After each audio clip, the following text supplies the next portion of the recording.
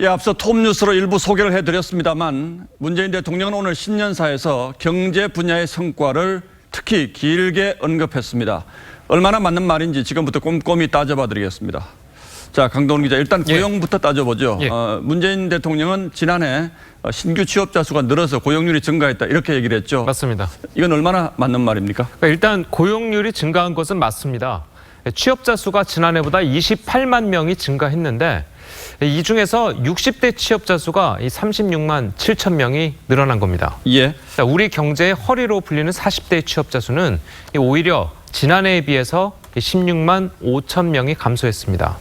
문 대통령이 이야기한 고용 증가는 정부가 재정을 투입해서 만든 단시간 그리고 노인 일자리가 대부분이라는 이야기입니다. 정규직 수는 줄어들고 이 비정규직 수는 사상 최고치로 급증하기도 했습니다. 고용의 질은 얘기하지 않고 단지 취업자 수 증가만 가지고 이렇게 평가를 한 거군요. 그렇습니다. 자, 다음은 수출 문제 좀 따져보죠. 문재인 대통령은 작년에 우리나라가 수출 7위국을 지켰고 또 연속 흑자도 기록했다 이렇게 얘기했죠. 예, 맞습니다. 그런데요, 우리나라는 원래 2018년까지는 수출 6위의 국가였습니다. 예. 자, 그러다가 2019년 전반기에 7위로 떨어진 거고 그 뒤로 7위를 지켜왔다는 이야기입니다. 자, 사실 이 부분은 자찬할 것이 아니라 오히려 아쉬워야 하는 부분입니다.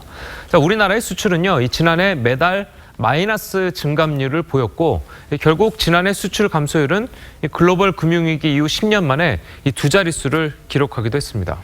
그리고 전기차, 수소차, 바이오 헬스 업종 같은 미래 산업의 수출 동력이 빠르게 성장하고 있다라고도 했는데 이건 어떻게 평가할 수 있습니까? 일단 대통령이 언급한 이 특수업종만 생각한다면 맞습니다. 그런데 이 주요 수출 품목 20개 중에 지난해 증가보다 수출 감소가 더 많다는 사실은 외면을 했습니다. 자, 특히 우리 경제의 핵심 산업인 반도체의 경우에는요, 이 수출이 26% 정도 감소했는데, 자, 이 감소액은 대통령이 언급한 업종들의 수출 증가액보다 많습니다. 전문가 이야기 한번 들어보시겠습니다.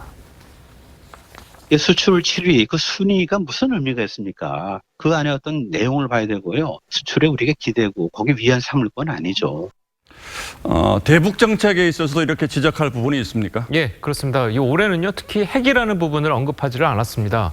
구체적인 실천 방안 없는 접경지 사업이나 금강산 관광, 그리고 개성공단 재개 부분은 현재의 이 남북 상황과 맞지 않다는 비판을 받고 있습니다. 들어보시죠.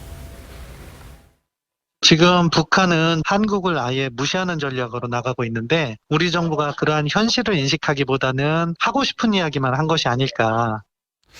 예, 하고 싶은 얘기만 하고 있는 것은 아닐까. 이게 전문가 평가군요. 예, 강동원 기자 잘 들었습니다.